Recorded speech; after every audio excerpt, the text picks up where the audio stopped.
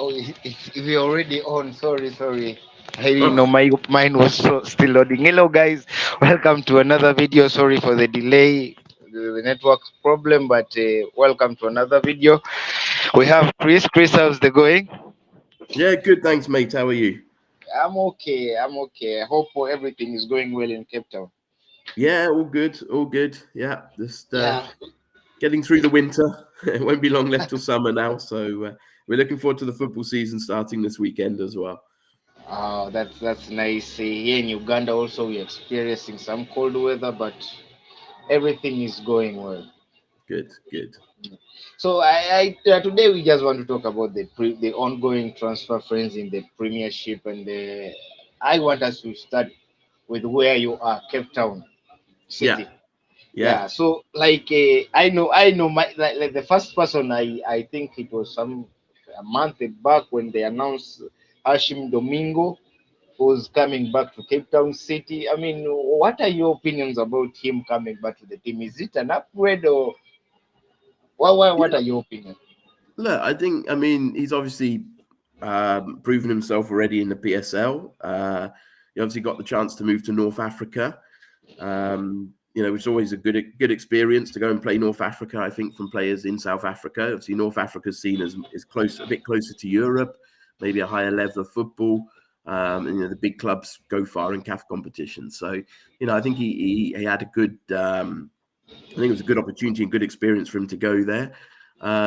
Sometimes you go and there's a time in your journey where it's time to go back to where you've come from, and probably for him, I mean, I think moving to a club like Cape Town City, I'm sure we're going to talk about other players they've signed in a minute. They've obviously ambitious. They obviously had a real sort of aggressive go in the transfer market this window. And I think he's probably seen the ambition there and sees it as a good opportunity to try and go into Cape Town City and try and help them win things, which is what I know they're looking to do there at the club. So, I think it's a good move for both player and club. Sometimes people say players return too quickly to South Africa. Why do they not stay abroad for longer? But I think when the time is right, when it's the right move for you. We know in South Africa the financial packages aren't necessarily too bad. He knows the league, and he has a chance to win things. So I think for both club and player, it's quite a good move, really. That's nice, but me, I'm just happy for him that he's back home, and Yeah, his stats don't really like say a lot, at the North Africa, the team that he yeah, has been playing for. But overall, he's a good player. He's a good attacking midfielder, and I think he's going to bring more experience to the team. yeah, And I think next season, Cape Town City is going to be competitive. And yeah, what about this player from Petro di Luanda, Mhm. Yeah, Angola, Carlos Ducamo, Carlos Docamo? I can't pronounce it well. yeah, What do yeah, you, what do you think about him? He has played in Young Africans. He's a yeah. midfielder, central midfielder. What do you think his addition to the team is? Well, I've not really seen him play before, but I've spoken to a few people at the club who've been obviously looking at him in pre-season, and from what I hear, he's technically very good. I think he brings something a little bit different from a technical point of view. I think he maybe can sort of be a little bit of a playmaker there from midfield. Maybe bring a bit more creativity, which I think they did lack at times last season. I did see a video of a goal he scored during pre-season, or I can't remember if it was a game or in training, but he can clearly strike a ball. So yeah, I think it's an interesting one. I mean, they've obviously been. I know at Cape Town City they do look a lot at the stats and at the videos and really understand how a player can add value to a team before they sign someone. And they'll have obviously been watching him for some time. And Petro, he would have played in CAF, so they'd have had a chance. In fact, they played Petro in CAF about 2 years ago, Cape Town City. So they'll have done their research on him, and I think it'll be interesting to see what he brings. I mean, so I think it's always good to bring players that can bring a bit of creativity in, and again, maybe with alongside some of the other signings they've made, like Hashim, we just spoke about, like Makocho. He probably brings a little bit. He probably complements those players with a bit more creativity from the midfield as well.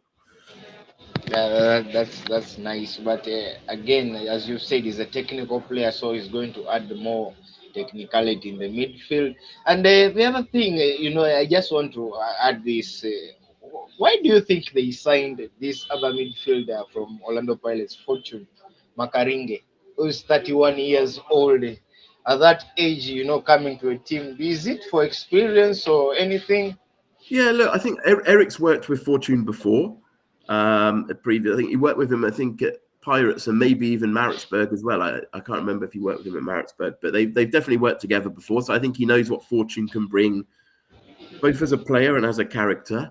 He brings that sort of big club mentality. He's been at Pirates for a number of years, so he knows what it's like to be in a big club who are challenging at the top.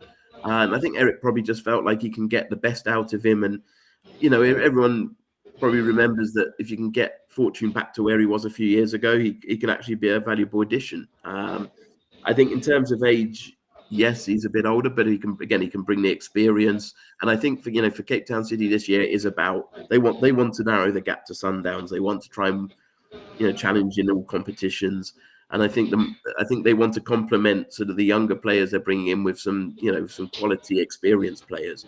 So I think players like Fortune and like Camo, they bring that experience to complement what else they have in the squad. So I think as a free, I think it was a free transfer as well. So I think as a free signing, they saw it as a little bit of a not so much of a gamble, and obviously can add something to the squad. So yeah, I think it's probably quite a clever signing, but it is one of those that you want him to get back to the levels he was probably at a few years ago.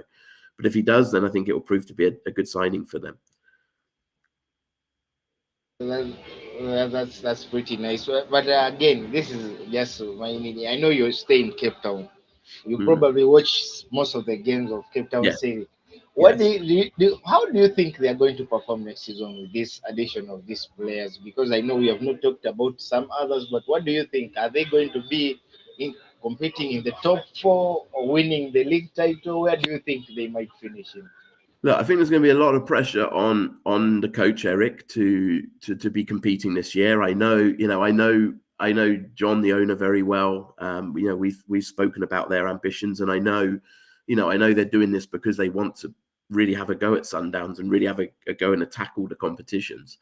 Um, so there is going to be a lot of pressure on Eric to get it right, I think, and to get results quite quickly. They've obviously backed him in the transfer market. This is all in mind. It is in mind that they want to have a real go in competitions, and that's why they've gone so aggressively. Um, have they got enough to win things? I mean, I still don't think I don't think they're still going to struggle to catch Sundowns. I can still see Sundowns, Pirates, um, probably being the front two. But I think if they get it right, and if everything comes together, then Cape Town City certainly have the quality to be in that sort of that group attacking the top two. But I think obviously it's not just about the players you got; it's about how well do they gel, the system that they're going to play in. There is going to, like I said, a lot of pressure to deal with for the coach, and it'll be interesting to see how they deal with that. But I'm looking for, like you said, I do go and watch a lot of their games, and I have a very good relationship with one of the other players that they've signed this year, and I had a little bit of involvement in that deal. So I'm looking forward to watching them, and I'm really hoping that they can have a real good go this season. That's very nice. Again, jump from from Cape Town. Let's go to Kaizer Chiefs. Yeah, So, what do you think about this new signing, Bongari Sam from Orlando Pirates, the left yeah. back? I knew Chiefs needed a left back. That one took me by surprise a little bit. Now Bongani, I remember watching Bongani early in his career. He was at Bloemfontein Celtic, and I used to live in Lesotho, and I used to go and watch a lot of Bloem Celtic, and I quite liked him as a young boy. You could see he kind of had a bit of raw talent. He was a bit of a rough diamond at the time. He had a lot to work on, but you could see he had something. Obviously, Pirates saw that in him as well and signed him.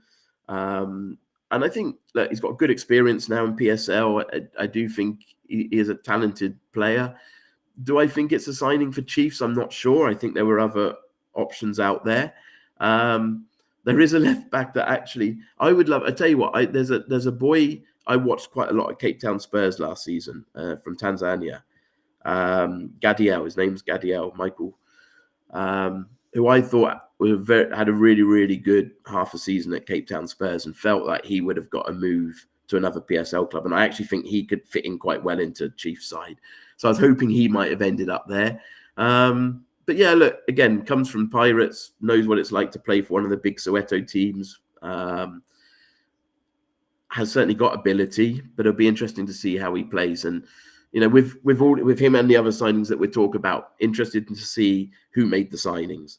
Obviously, as a new coach in there now, I think there's suggestions that he wasn't involved in any of the discussions when they signed them. So let's see what the coach's plans will be for him.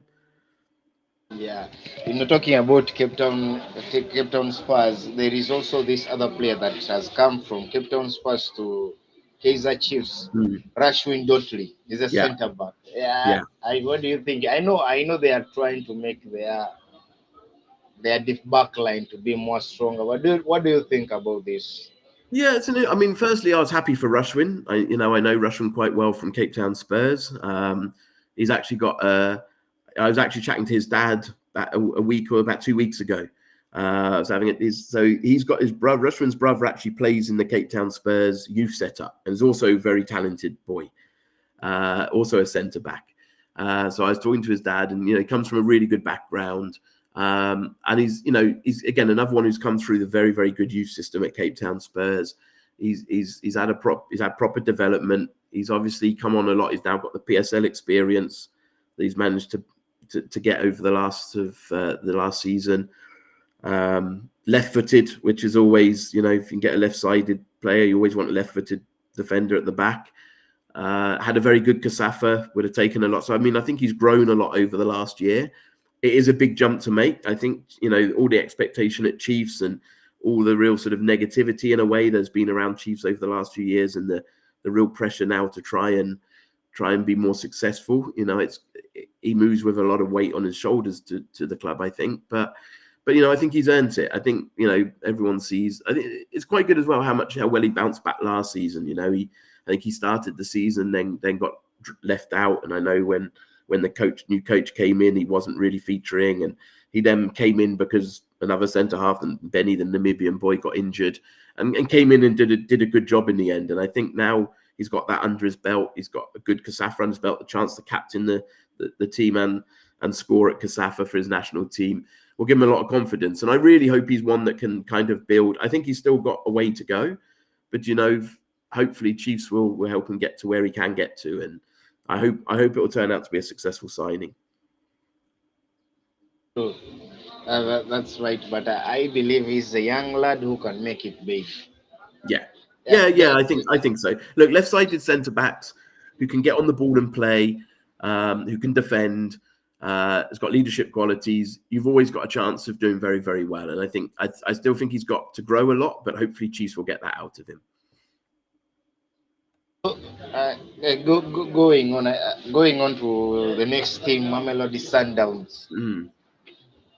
What do you think about Kobamelo, the right winger? Do you think do you think this one was what the position they really wanted to sign, a right winger? Yeah, look, I was surprised a little bit. I know. To answer your question, I don't think it was necessarily a priority of theirs. But we know at Sundowns, if there's a player available, and they probably rather they went to Sundowns than somewhere else, they'll take him. So we know that what it's like at Sundowns. But but you know what? He obviously comes with a good background, good experience. He's played at a higher level, so. I think he can add a lot of value. I think he will add a lot of value to the team.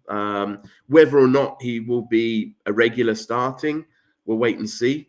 At the end of the day, he comes with European experience, and he's been over to Portugal. I'm trying to think how old he is now. I think he's mid-20s, probably 24, 25. So he's coming at a good age. He's coming with European experience. As I said, we know with Sundowns, it's not necessarily always about bringing players in who are going to affect the first team. He can come in and add value to the squad. So I can see in a lot of ways why they've done it, but will he be a first choice option? Maybe he will. I don't know. We'll see. But yeah, it probably wasn't a priority position. But if they have a chance to sign a player with his background, then why not? I guess. Yeah, yeah, that's probably what they went for. But he's a young lad, 24 years old. I think he's going to bring is he's going to have time to grow with the team and maybe be successful in the coming years. Yeah. Another player is Arthur Sells, center forward, who plays mostly at the right wing also, but he can play in left wing also. He can play as a number nine. What do you think about this? Yeah, to be honest with you, I don't know much about him. I haven't really seen an awful lot of him. So it'd be interesting to see again. It's another one who is probably a little bit of a Sundowns kind of signing. Um, bringing someone in from Europe is with a Europe, that's not even originally from here is something a bit different for Africa, for South Africa. But again, he brings in European experience, brings in something a bit different. He's probably got a different profile to the other players. So again, they're probably looking at how he'll complement the squad. You've talked a bit about his versatility as well. He can play in several different positions. So yeah, I mean, I can't really say much because I don't really know a lot about him. But it'd be an interesting one to see how he gets on here. I think let's go to our last team, that is Orlando Pirates, and another player again from Petro de Luanda, Gilberto, Yes. a 23 years old right winger. I think Yeah. this is a good one. What is your opinion on Yeah, this? no, again, don't know an awful lot about him, but I've heard good things about him. Again, we'll bring that CAF experience from Petro. We'll bring a bit of extra quality into the Pirates team, and look, I think Angola are always very good at producing players that can bring something a bit different. Obviously, you've got that sort of the Portuguese side to it. So yeah, I think I think he'll bring something different to Pirates. I don't know an awful lot about him. I haven't seen him play really very much, but again, they'll have done their research. They've obviously spent a little bit of money on him, and yeah, again, could add a lot of value to what I think is already a very good Pirates squad. I think Pirates. I mean, just to add to that, I think Pirates have a good chance to really push Sundowns this year. I think if they can be more consistent in the league, I actually like their coach. I think he's done a good job. I think when you watch Pirates play, you can see structure. You can see they're a well-coached side. They're probably one of the best sides I saw against Cape Town City last year when they came down here. You could really see what they were trying to do. And if they can cut out those silly results that they sometimes get against smaller teams, where probably the difference between them and Sundowns is consistency in the league. You've got to be relentless in the league. And I think Pirates sometimes drop points where they shouldn't do. But I don't think they're far away, and I think players like Gilberto will help them close the gap on Sundowns for sure. Sure. What last on our list for today? What about Selaelo from Super Sports United? I know you have some information about this player. He's the right mid, 23 years old, very young. What is your opinion on this signing? Yeah, I mean, I think a good age. I think bringing in a player with experience from the PSL, from a good club in the PSL, who's in their early 20s. Again, I'm not sure he'll be a regular starter. He might, but I'm not sure he will be. But I think he's certainly someone that can come and add value in the squad, bring experience from a young age. Get to learn the Pirates' way of playing, the Pirates system, and probably adapt to that and become a valuable player for them. So, I think signings like that are quite interesting. Definitely see the value in signing a player. Was he 23, I think? So, yeah, again, I think it's one that will add value to the squad, will add depth to the squad. And probably, under the right coach. I mean, he's obviously been under Gav before, and I really like Gav as a coach. But now under someone a bit different at Pirates, it probably has a different way of playing. It'll be interesting to see how he fits in there. And but I think we'll grow under the current Pirates coach and in the Pirates system. So I look forward to seeing how that one develops. Yeah, but I believe next season Orlando Pirates are going to have like a big.